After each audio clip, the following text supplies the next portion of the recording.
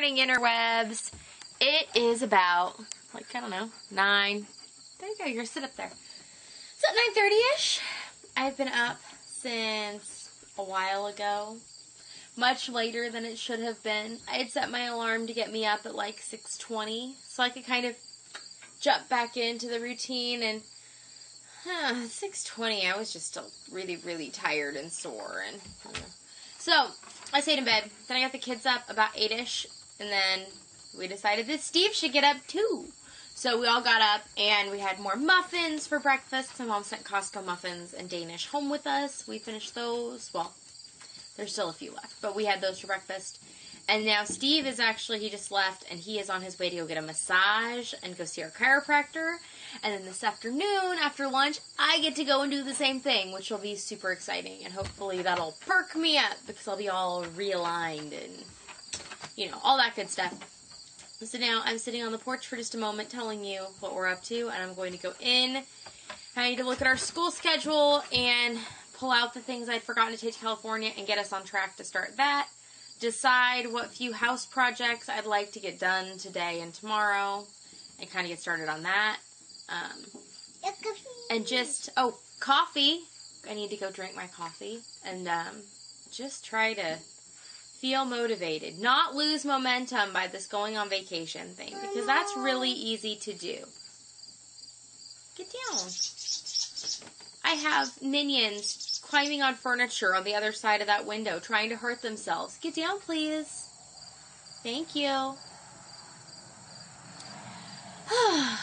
But I'm sitting out here on our new version of the porch, and I hadn't sat on the porch when it's raining before, but I am very lightly being rained upon the back, like, bit of me, because it's sprinkling outside. But it's beautiful out here today, and it is very nice to be home, and it was incredibly nice to sleep in my own bed, which is much more comfortable than any other bed. So we'll see. Hopefully you're not too wobbly. I have you sitting on the top of my dash, because I am driving. It's about 1:10-ish, and I am driving to get a massage and go see the chiropractor. Steve went this morning, and it was actually the first time he's had, like, a masseuse massage. He has had massages before when he used to run track and stuff in high school and college, like treatment massages, I guess, from like the physical therapy kind of people. But he has never had a massage therapist, like, massage for fun. Though, I mean, it's fun, but I still think that it has a lot of medical benefits. So it was a good thing after how much we've been in the car and stuff. He did that, and then went to the chiropractor, which we do regularly. So I actually do some school stuff this morning, but the kids were doing so much what I consider delight-directed learning. My daughter has a book report that's due at the end of this week.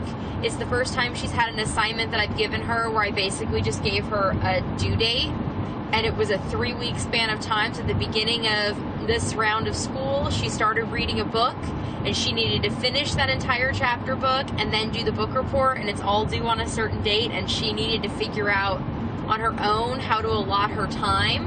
I have, you know, I kept not nagging at all, and I actually informed her that I would not nag her on this, and if it didn't get done, I would find something to punish her with. I don't know what that would have been, so I'm glad that it doesn't seem like I'm going to have to come up with any sort of punishment.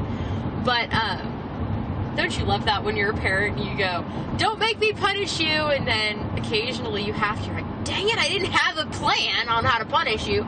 So but yeah, so she has read her book, and the report is going to be to create a puppet show of a scene. And so today she spent her entire morning drawing and cutting out of construction paper and crafting the sets and the puppets, and she's got more work that she wants to do on it. But she spent a couple hours, probably 2 hours doing that. And while she was doing that, her brothers just went and got, like, quiet work, and they brought it to the table, and they were making art out of her scraps, and they were sorting and stringing things, and they were doing all sorts of stuff that I didn't assign any of it. They just started doing it. And then Steve got home from his massage, and my youngest goes up and goes, look, Dad, we're doing school. It was like, well, I guess we are doing school. I didn't intend to do school, but that's kind of awesome when life just happens into that kind of, it's happenstance that education took place today. And while they were doing that, I was planning out the rest of the week, and I like it when you have days that you feel like you're doing the right thing, because there's a lot of days where you just don't. I think I've unpacked everything from the trip. Yes, everything. I just need to go and add my new yarn acquisitions, need to go upstairs, though I'm about ready to start on the project because I don't really want the yarn to sit. Steve and I were talking about yarn yesterday because my daughter made some comment about me going to Walmart and that I always come home with yarn. I pointed out I don't always come home with yarn, and that I've actually been doing much better about not coming home with yarn.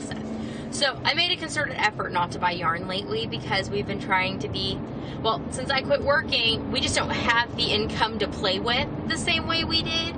And so I have been trying to also make a lot of things out of stash that I already have, because I have a lot of stash. If you've seen my craft room, you know there's a lot in there. But there's also a lot of things that you kind of need to fill in the gaps to make that stash usable, which I understand, and I'm completely okay with buying things to try and use up stash, if that makes sense.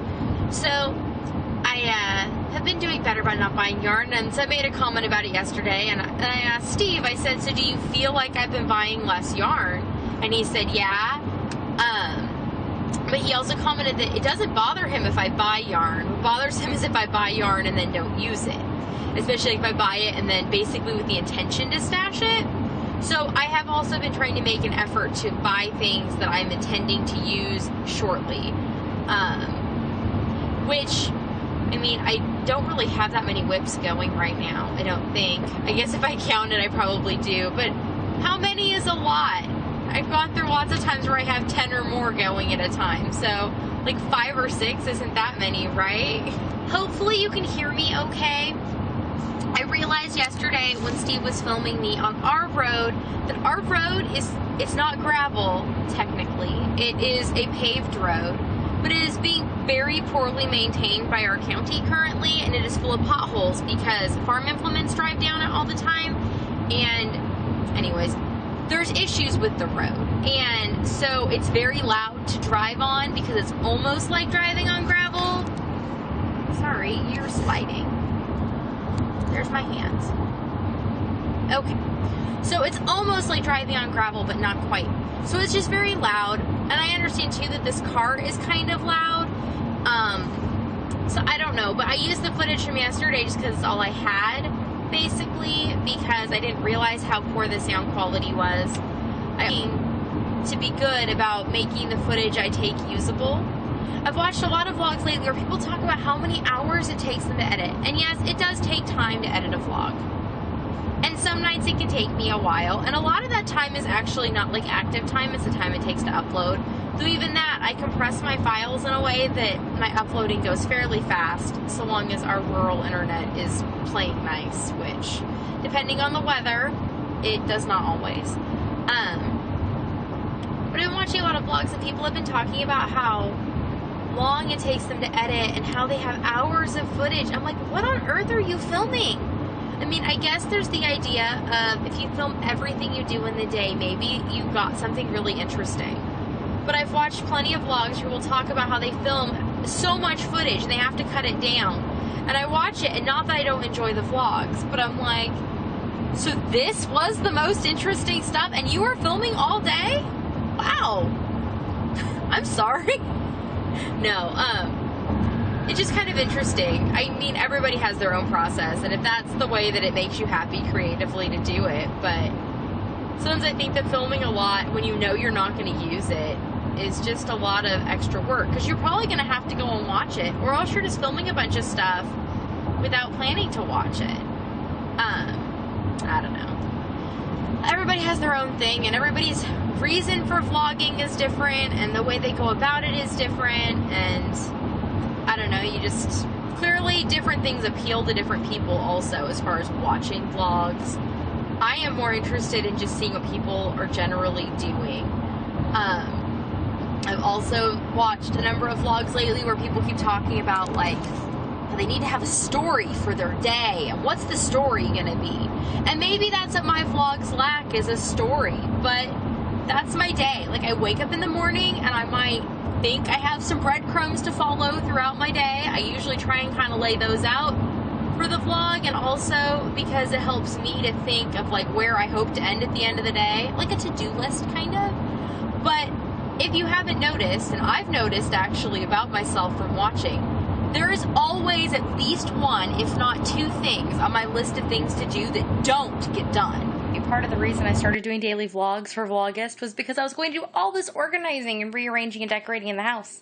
And then we decided that we were going to flip-flop our kitchen and living room, but that wasn't going to happen yet. And so I didn't do a lot of organizing and moving things around because my plan changed. But, which hasn't stopped me from daily vlogging. I just haven't been daily vlogging those kinds of things. So anyways, I was about to do a project and I realized I'm terrible at showing you the before, just the after. So I thought that I would do the before picture. The before is, you got the drawer unit here at the entrance to the room. Hutch. This table had been in the middle of the room, but I already got started because that's what I do. I start getting gung-ho and moving things and I forget to show. And then we got the rest of the room. And up there, that's oregano hanging to dry, which I know is probably a little strange. But where do you dry your oregano, huh? So there's also a bunch of school stuff right here, which will be moving probably. And then in our guest room over here right now, we have this setup. This room is mostly our cat's habitat. So there's this stuff here, and then this wall, and then this is our game cabinet.